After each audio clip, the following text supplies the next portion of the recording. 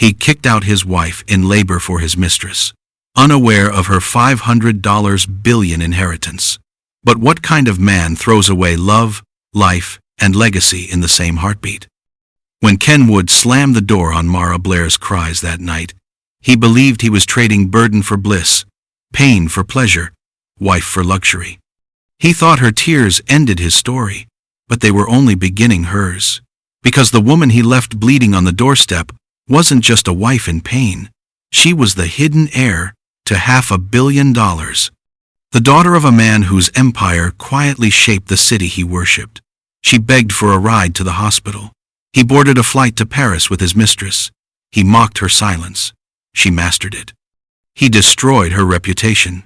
She built her revenge in plain sight. But how does a woman abandoned in labor rise high enough to crush the man who left her?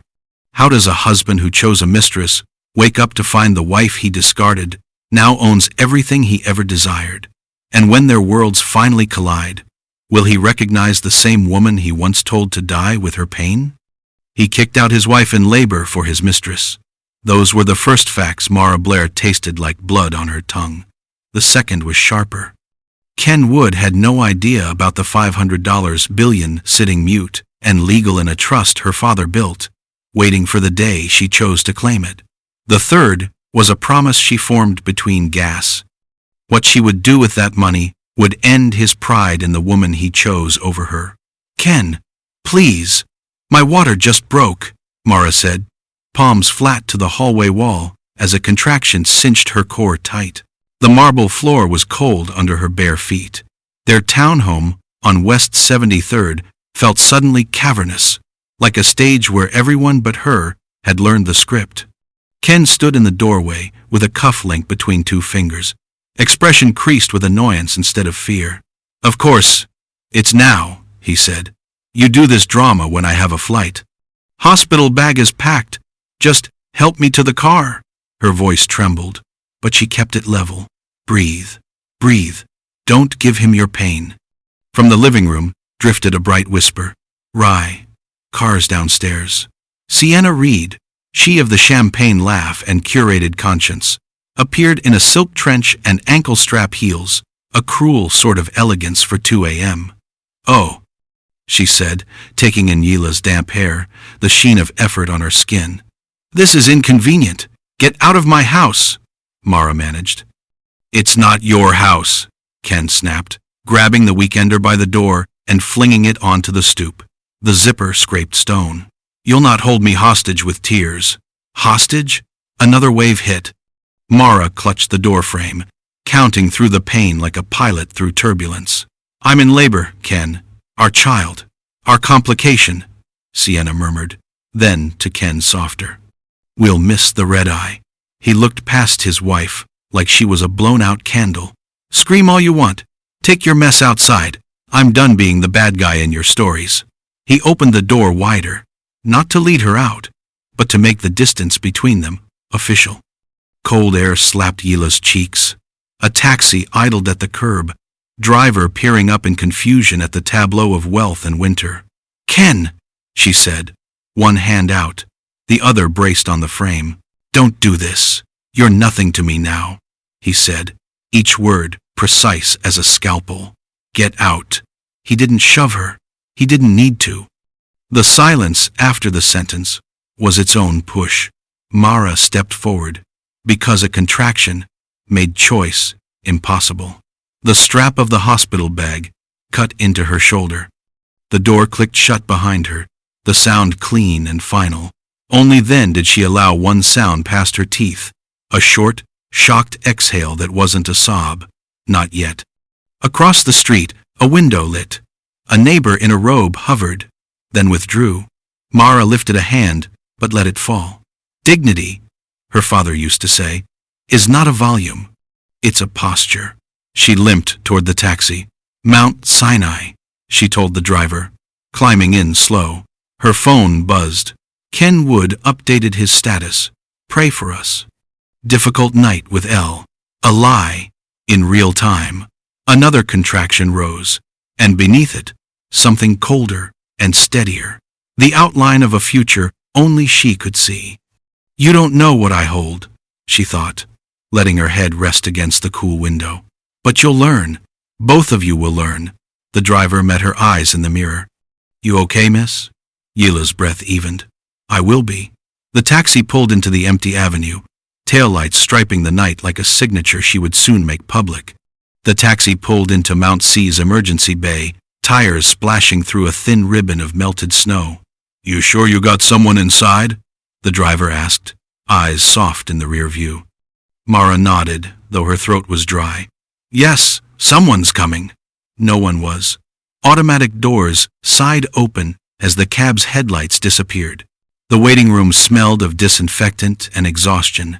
Behind the triage desk, a nurse looked up, eyes widening at the sight of a woman half folded over her belly, clutching a small leather purse like a lifeline. Sweetheart, let's get you inside.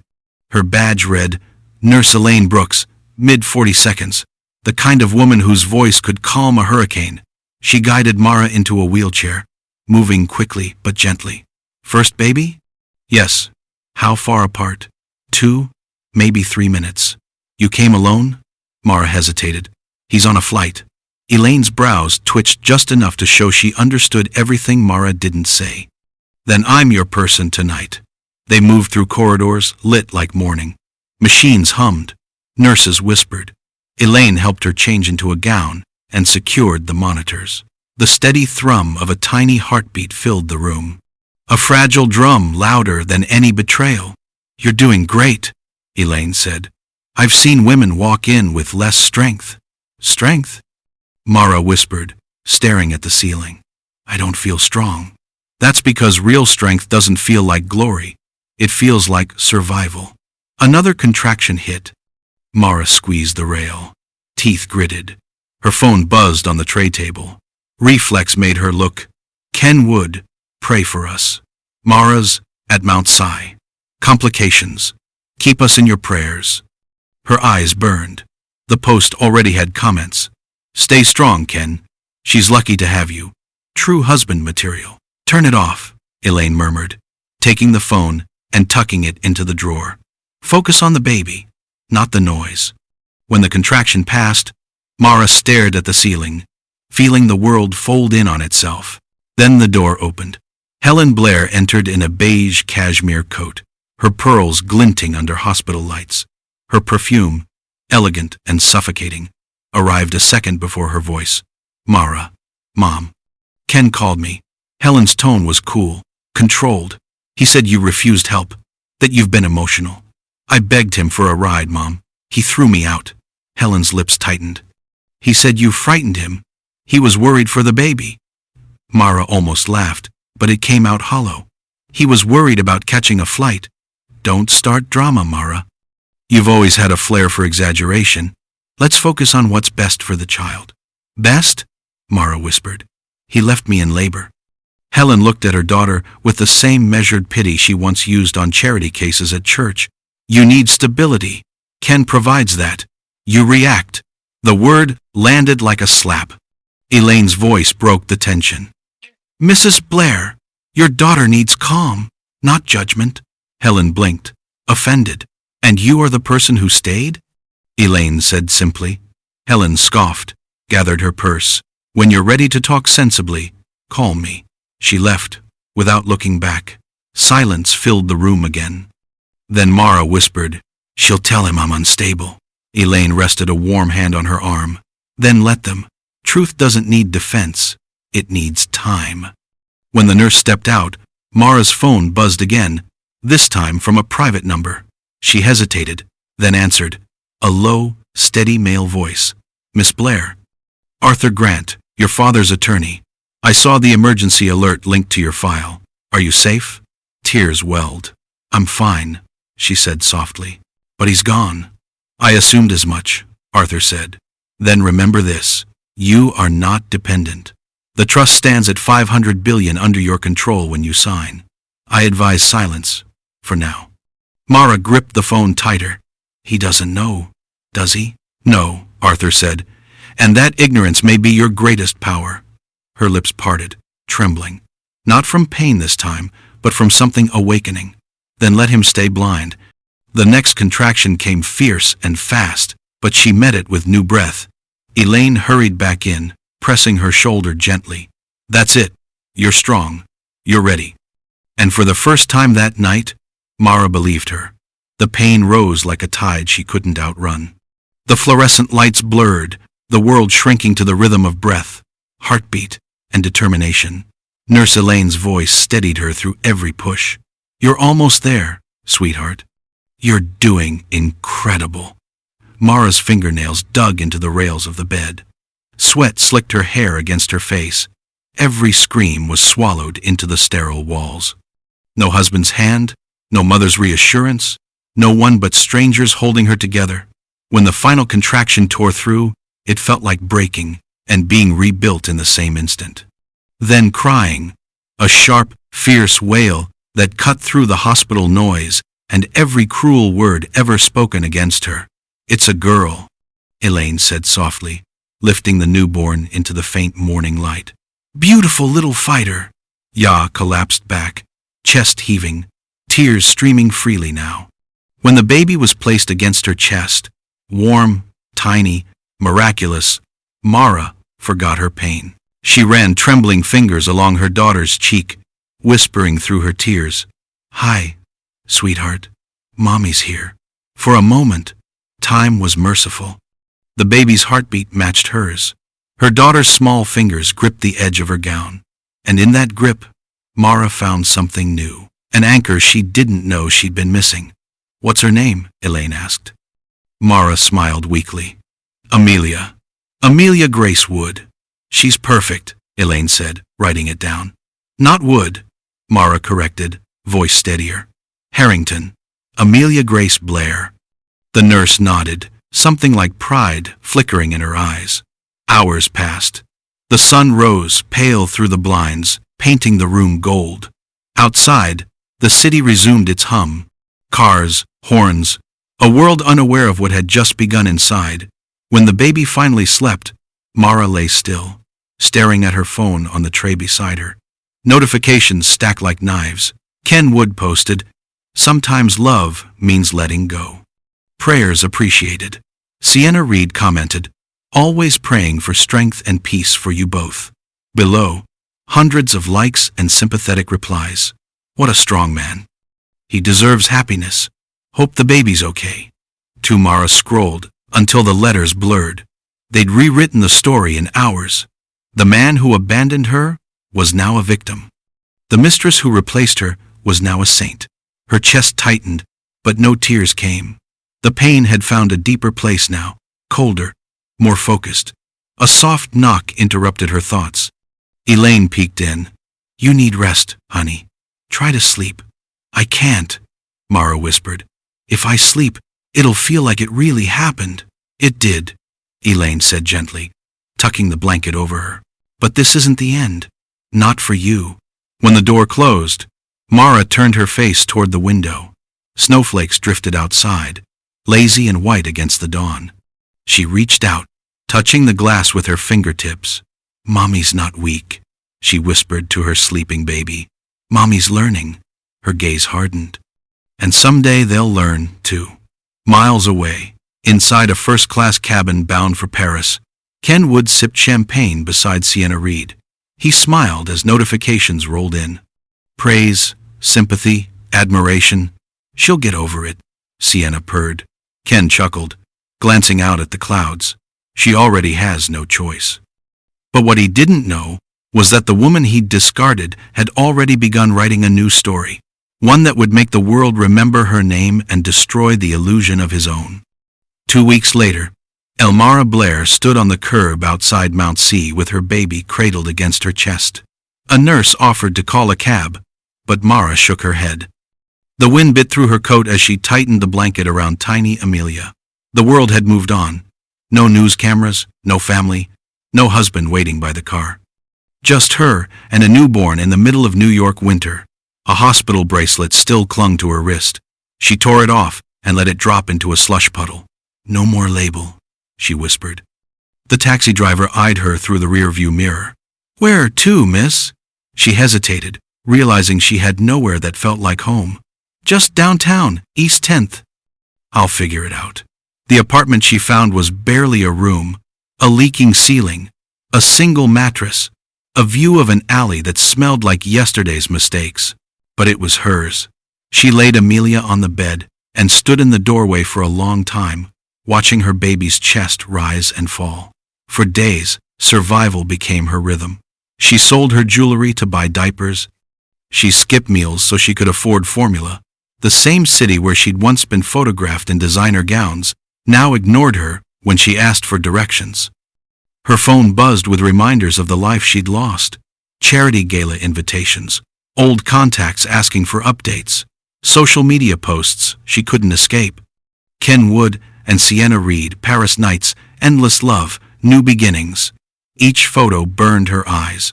The same marble floor she'd chosen, the same painting she'd bought. He hadn't just replaced her, he'd erased her. Then came her mother's call. Mara. Helen's voice crackled through the line, detached and composed. You can't live like this. Ken's offered to help. He's worried about the baby. And Mara froze. Help? Yes. He said he's willing to pay for a nanny if you'll sign a shared custody agreement. It's the least you can do after everything. After everything? Mara repeated quietly. You mean after being kicked out while in labor? Helen sighed. You really should stop exaggerating, darling. Life isn't a movie. Neither is betrayal, Mara whispered. Her mother ignored it. You always make things bigger than they are. Ken is stable, respected. You need to think about Amelia's future. She is my future, Mara said, voice sharp now. And you're right, Mother. I'm done making things bigger than they are. I'll make them exactly as big as they deserve to be. Helen's tone turned cold. Don't be dramatic, Mara. People are already talking. They think you're unwell. Then let them, Mara said, and hung up. She placed the phone on the cracked table, staring at its dark screen. A slow exhale left her lips. For the first time, anger felt clean, not wild or desperate, but focused. It didn't burn. It illuminated. She turned toward Amelia, who stirred softly in her sleep. They think they've buried us, Mara whispered, but they've only planted us. That night, she opened the wooden chest her father had left her, and inside were letters sealed with his initials and one business card she'd kept hidden. Arthur Grant, senior partner. Grant and Hawthorne Law. She ran her fingers across the raised letters. Her father's old friend. Not yet, she murmured. But soon. Outside, thunder rolled across the city. Inside, Mara fed her baby in the dim light. A woman stripped of everything except purpose. Winter turned to spring. But inside that one-room apartment, the air still felt cold. The walls were thin, the floorboards crooked, and the nights long. Mara learned the rhythm of survival. How to stretch $1 until it begged for mercy. How to sleep with one ear open and one hand resting on the crib. Every morning, she left before dawn, with Amelia bundled against her chest, and walked to a diner 2 blocks away. The manager, a gruff man named Tony Vega, hired her after one look at the desperation in her eyes. Can you handle double shifts? He'd asked. I can handle anything, she replied. By day, she poured coffee for strangers who never looked her in the eye. By night, she scrubbed office floors until her knuckles bled. She'd smile at customers who gossiped about Ken Wood without realizing she could hear them. He's doing well, right? A blonde whispered one afternoon over pancakes. Left that unstable wife of his. Such a shame. But at least he found peace with that model, Sienna. Something. I heard the wife went crazy during labor, another added. Threw him out. Can you imagine? Yayla's hands tightened around the coffee pot. She poured, smiled, and walked away before the trembling started. The lies had spread like perfume. Sweet at first, toxic underneath. Even her old friends believed them. Every call she answered came with pity or caution. We just don't want to get involved, Mara. Ken said you were struggling. Maybe you should see someone. But the world's rejection didn't break her anymore. It refined her. Each cruel whisper sanded her down to something sharper, harder.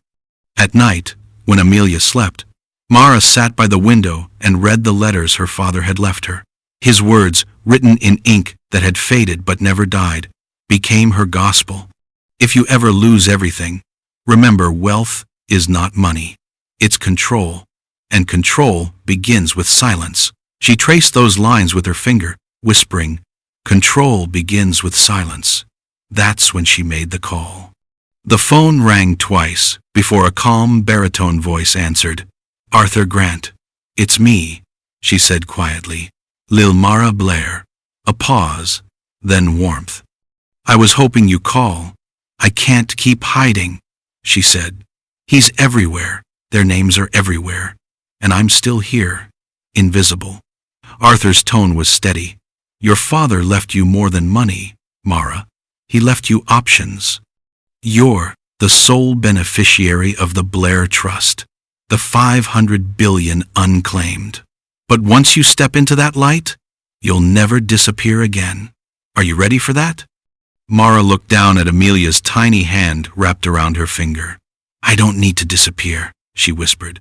"I need to make them remember." Arthur hesitated, then said, "Then we start quietly. I'll arrange everything. And Mara, your father would be proud."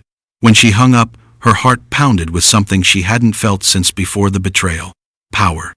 She walked to the cracked mirror above the sink and stared at her reflection. Gone was the trembling woman in hospital blues. This version of her was leaner, calmer, eyes sharp as cut glass.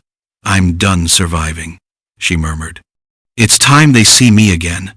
Outside, the city glittered, unaware that the woman it had forgotten was about to rise from its shadows with $500 million and a vengeance carved from silence. By summer, the city shimmered with heat and secrets. In a quiet high-rise off Park Avenue, Lilmara Blair met Arthur Grant for the first time in years. The office smelled of oak and quiet power. Sunlight spilled through floor-to-ceiling windows, catching the gold frames of her father's portrait on the wall, a man whose still eyes seemed to watch her from beyond time. Arthur stood when she entered, tall, gray-haired, and composed. He had the posture of a man who carried other people's storms. "Lila," he said warmly, "you look stronger than the last time we spoke." "I am," she replied, taking a seat across from him. "I just didn't realize strength could feel this calm," he smiled. "Calm is the loudest kind of power." He slid a folder across the desk. "These are the documents to activate your inheritance. Once signed, your access begins immediately. I can also create subsidiaries to protect your identity. Anonymous holdings, shell corporations, whatever you need." Lala's fingers brushed the edge of the papers. "I want anonymity," she said. "No one can know it's me." "Not yet," Arthur nodded. "I anticipated that. We'll move through proxies. A Delaware entity named Blair Ventures will front the transactions." "Good. And the first move?" he asked. Mara's gaze dropped to her hands. Her wedding ring was long gone, but the indent remained. "Ken's company," she said slowly. "Cold Dynamics. I want to know everything. Assets, investors, weak spots." Arthur didn't flinch. "That's personal." "It's survival," she said, voice steady. "He built his empire on lies. I'll take mine back in truth." He leaned back, studying her. "You've become your father's daughter." "Not yet," she said, "but I'm learning." Arthur gave a small approving nod. "Then let's begin." Across town, in a penthouse dripping with marble and champagne, Ken Wood's world glittered on the surface but cracked beneath. He paced in front of the floor-to-ceiling windows, phone pressed to his ear. "What do you mean the investors are pulling out?" he snapped. "They've been with me for years." His assistant's voice trembled on the other end. "Sir, an anonymous firm has been buying shares quietly, moving fast. It's destabilizing confidence. Some partners think it's a takeover attempt." Ken's jaw tightened. "Find out who they are." "I'm trying, sir. They're using offshore accounts and private proxies." Ken ended the call, slamming his phone on the table. "Offshore cowards," he muttered. From the kitchen doorway, Sienna Reed watched with mild amusement. Dressed in silk and diamonds, she sipped her mimosa. "You're stressed," she said. "It's not a good look." "I'm fine," he snapped. "You're not," she said smoothly, setting her glass down. "You haven't been sleeping." You check your phone like it's oxygen, he glared. I built this from nothing. No one's taking it from me. Sienna's red lips curved into a faint smile. Everyone who says that ends up losing everything. Her words hung in the air like perfume, sweet, poisonous, prophetic. That night, while the city glittered outside, Mara stood by her apartment window, the lights of Manhattan reflected in her eyes. She signed the final page Arthur had sent and whispered, "For Amelia, for justice." A single signature set a new empire in motion. For the first time in months, she slept soundly because somewhere across the skyline, Ken Wood's world had begun to tremble, and he didn't even know whose hands were shaking it. Autumn came to New York with its usual drama, gold leaves, sharp winds, and rumors that whispered faster than the breeze inside Wood Dynamics' glossy headquarters. The tension was palpable. Investors who once called Ken Wood a visionary now called him a liability. "Sir, the board is requesting an emergency meeting," said Gavin, his young assistant, voice barely above a whisper. Ken didn't look up from his desk. His tie was loosened. His eyes rimmed red. "Tell them I'm busy. They said it's not optional." Ken slammed his pen down. "Then tell them to wait until I finish saving the company they're panicking over." Gavin hesitated, then left quickly. The door closed, leaving Ken alone with the silence of an empire slowly cracking. He opened his laptop, scrolling through the latest reports. His company's stock price had dropped 12% in a week. Two key suppliers had withdrawn from contracts without explanation, and somewhere in the mess of numbers, a new name kept reappearing. Blair Ventures, the anonymous investor buying up shares of Cold Dynamics. Ken frowned. "Who the hell are you?" he muttered. Meanwhile, across the city, Arthur Grant handed Mara a file in his quiet office. "You now own 21% of Wood Dynamics, enough to call for financial transparency." Mara traced the embossed company seal on the file cover. "Not yet. I don't want him to see me coming." Arthur smiled faintly. "Then we'll keep moving in shadows." For months, she had lived two lives. By day, she worked at the diner, her apron stained with coffee and survival. By night, she was the unseen hand behind an acquisition storm shaking Wall Street. The woman Ken Wood, once mocked as dramatic, had become his invisible rival and his undoing. "You're aware," and Arthur said, "once you cross 40%, you'll control majority influence." Mara's eyes gleamed. 40 isn't the goal. I want 51. He won't just lose confidence, he'll lose control. Arthur studied her quietly. "You've changed, Mara."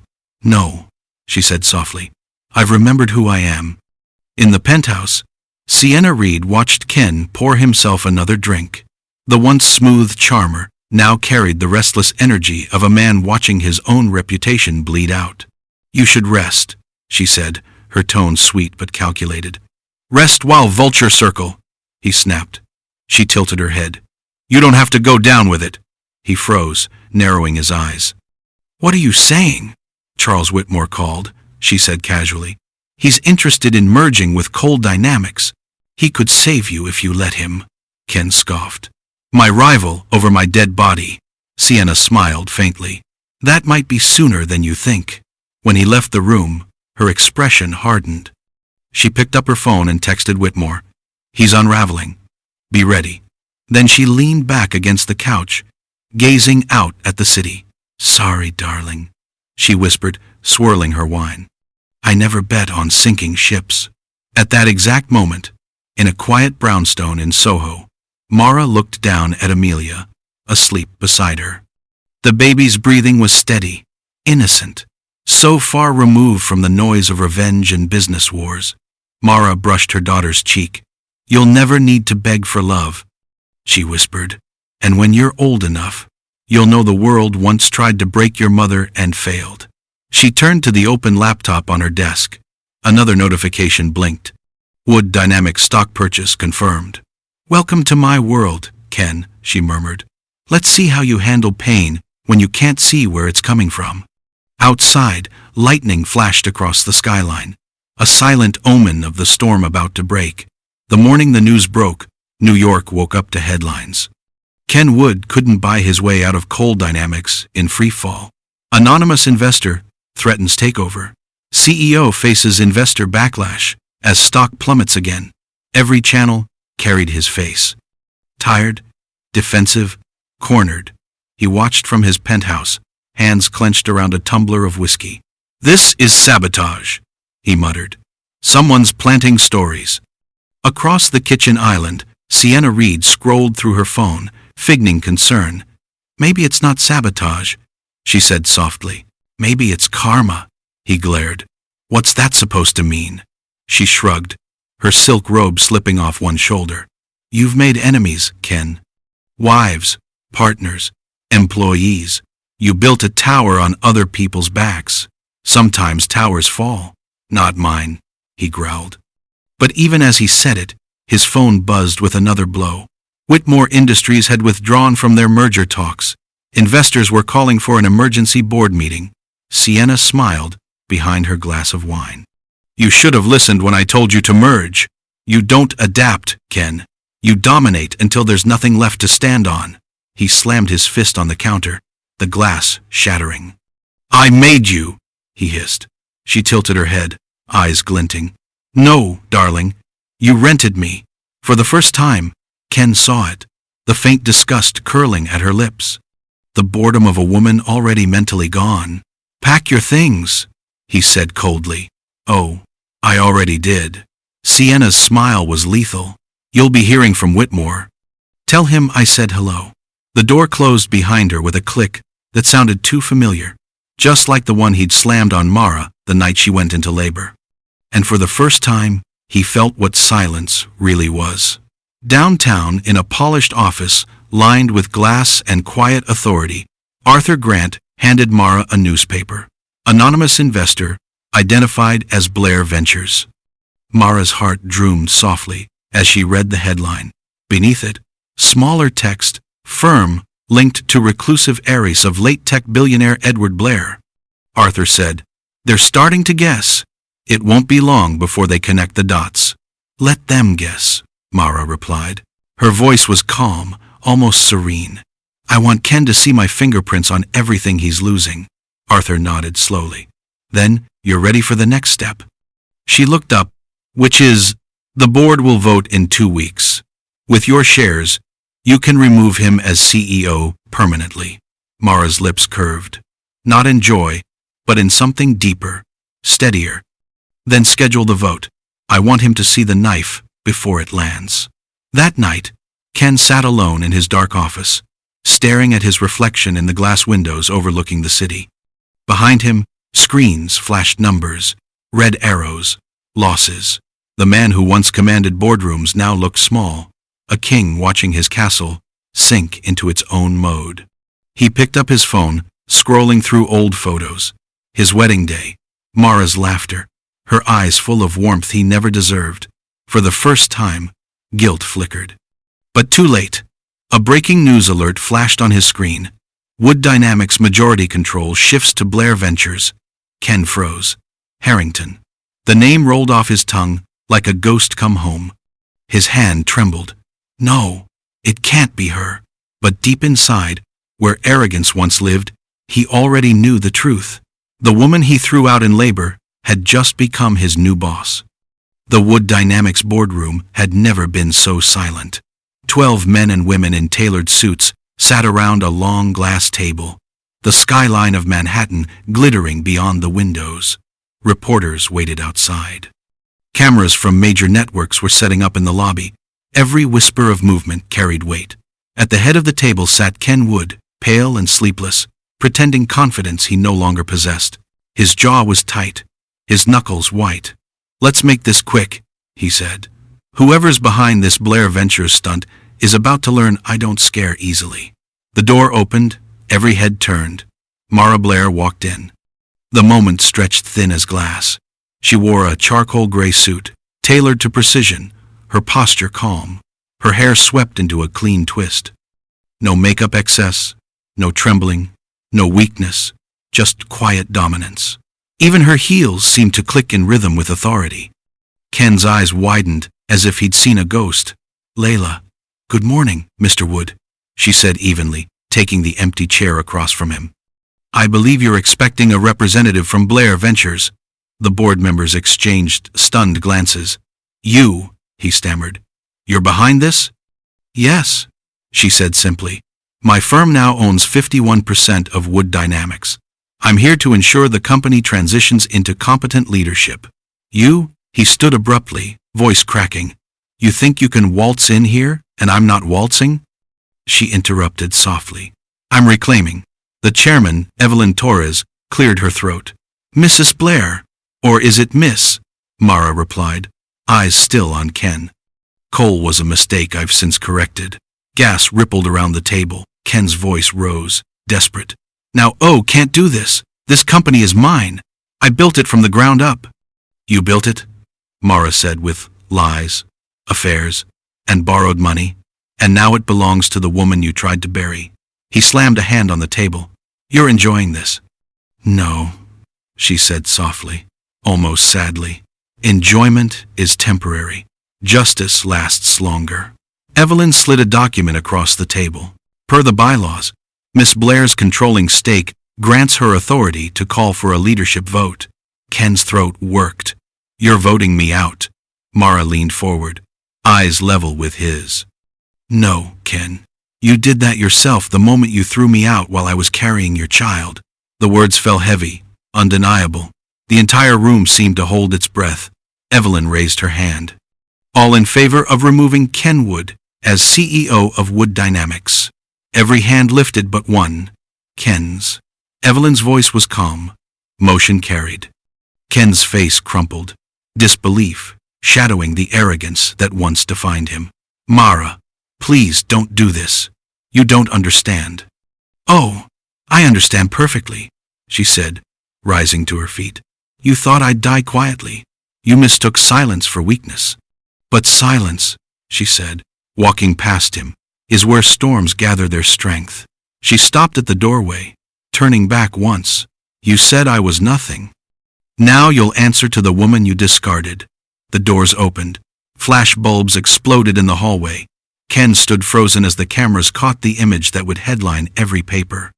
The next morning, Elmira Blair reclaiming the empire built on her pain. And when the doors shut behind her, the boardroom fell into the silence of defeat, a silence that once belonged to her. The fallout was instant. By dawn, every major outlet carried the same photo. Elmira Blair leaving the Cold Dynamics boardroom, her former husband crumbling behind her. Headlines screamed across the country. Wife kicked out in labor returns as billion-dollar Aries now owns husband's empire. From betrayed to boss, Elmira Blair takes over Wood Dynamics. The city that once whispered about her instability now couldn't stop saying her name. Ken Wood sat in the wreckage of his penthouse. Empty champagne glasses, eviction notices, and the quiet hum of humiliation. Calls went unanswered. Sponsors pulled funding. Friends disappeared. He stared at his reflection in the window, a man stripped of everything money once disguised. He picked up his phone and called Sienna. No answer. He tried again.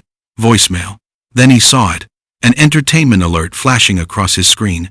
Sienna Reed spotted with Charles Whitmore at Milan Tech Summit. New power couple. Ken's hand shook. No, he whispered. No, she wouldn't.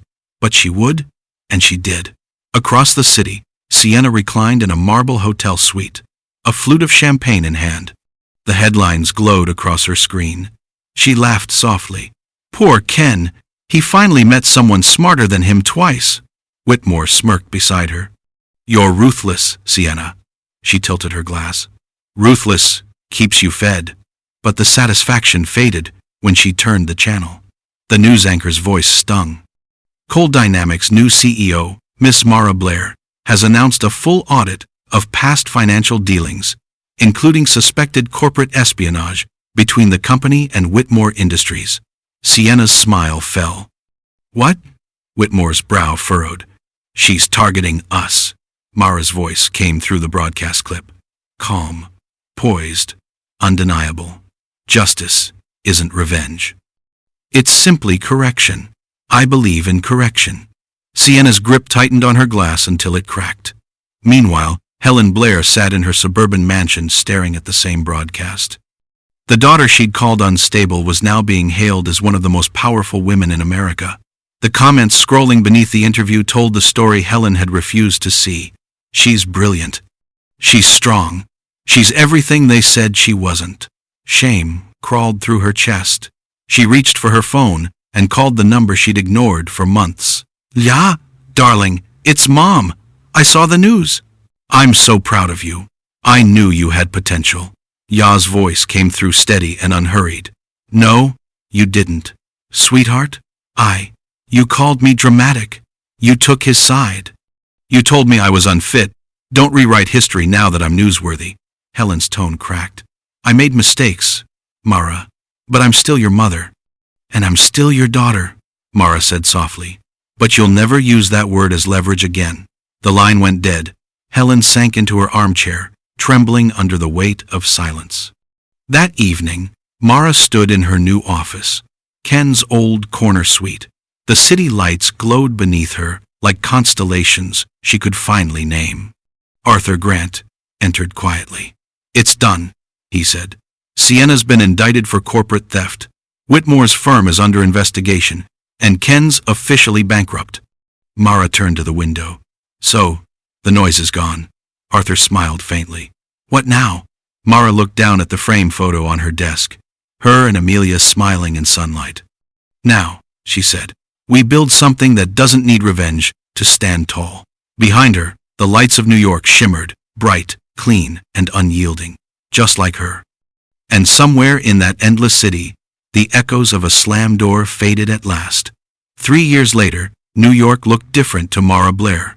Not because it had changed, but because she now stood above it.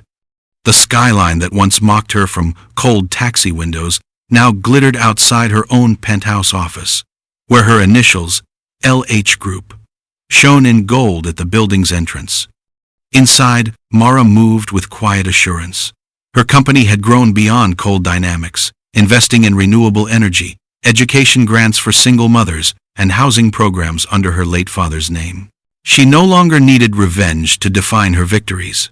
But fate has a cruel sense of timing because, on an ordinary Wednesday morning, the past walked into her lobby.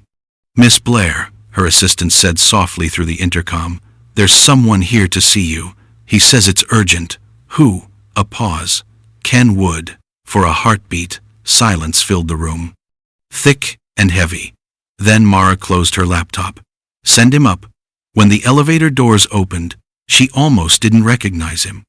The man who'd once walked with the swagger of the untouchable now stood in a suit a size too big, his face pale, his eyes hollowed by regret in time. "La," he breathed, his voice. "You look incredible." She regarded him quietly. "And you look like a man who finally understands consequences." He flinched, eyes dropping. "I lost everything. The company, Sienna, the house. My name's ruined. I can't even get hired." "Then I suppose life finally gave you what you gave me," she said softly. He swallowed. "I came to apologize. I was wrong about everything. I thought love was control. I thought success was noise. But I see now you were the only thing that ever mattered." Mara studied him, her expression unreadable. "You didn't come for forgiveness, Ken. You came for absolution." His voice cracked. Maybe I just needed you to hear me say it."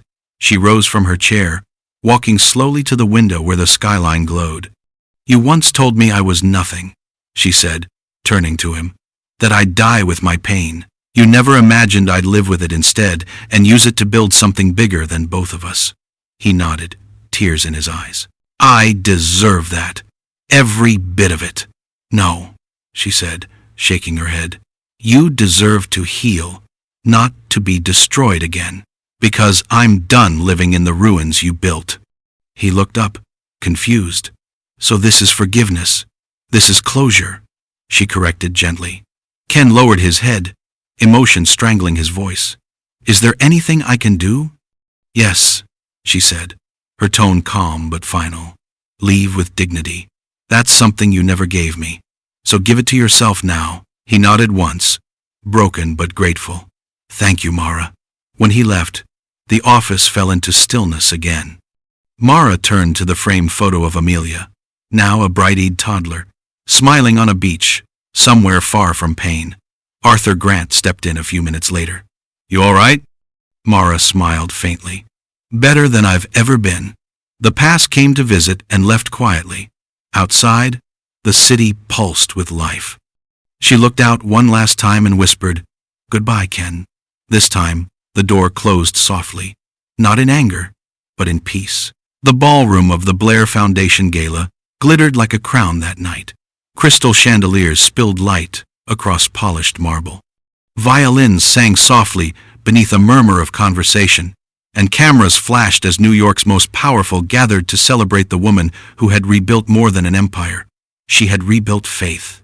At the center of it all stood Mara Blair, radiant in an ivory gown that shimmered like calm moonlight. She held a glass of water, not champagne. Her strength had never needed intoxication. Around her hung banners bearing her father's name, Edward Blair Foundation, empowering single mothers one life at a time. Arthur Grant approached, proud as any father might have been. "You did it, Mara," he said, voice low and warm. "The foundation's raised over 100 billion tonight. You've changed more lives than your father ever dreamed possible." Mara smiled. "He planted the seed. I just watered it with everything I lost." Arthur's eyes softened. He'd be proud. Her gaze swept the crowd. Investors, politicians, survivors, and mothers who had once been invisible. For the first time, she wasn't haunted by the ghosts of her past. She was surrounded by the echoes of her purpose. On the far side of the room near the exit, a man stood in shadow. Ken Wood, dressed plainly, sober, quiet. He didn't approach, didn't speak, didn't dare to interrupt what she had become. He simply watched as she took the stage, applauded by a sea of faces that once turned away. Mara stepped to the microphone. The music faded. Silence felt like reverence. "When I was younger," she began, voice clear and steady, "I thought strength meant never breaking, but life taught me something truer. Real strength is breaking and rebuilding anyway." She paused, and scanning the crowd. "Years ago, I lost everything. My marriage, my name, my dignity. I was left standing in the snow with nothing but a child in my arms and a world convinced I was unstable. But what the world called madness was really pain waiting to find its voice." The audience leaned in. Even the chandelier seemed to listen. "I stand here today not because I won, but because I refused to stay broken. Pain is not the end. It's the beginning of purpose, and when we use it right, it builds something indestructible." Applause began softly, then swelled until the room thundered. Mara smiled. Small, sincere, luminous. "This foundation isn't just my story," she said.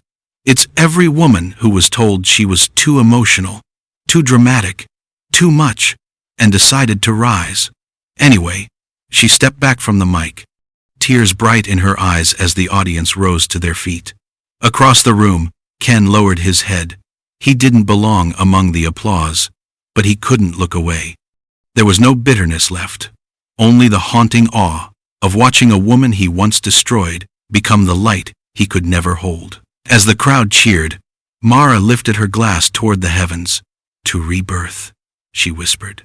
Arthur caught her words, smiling. "To rebirth."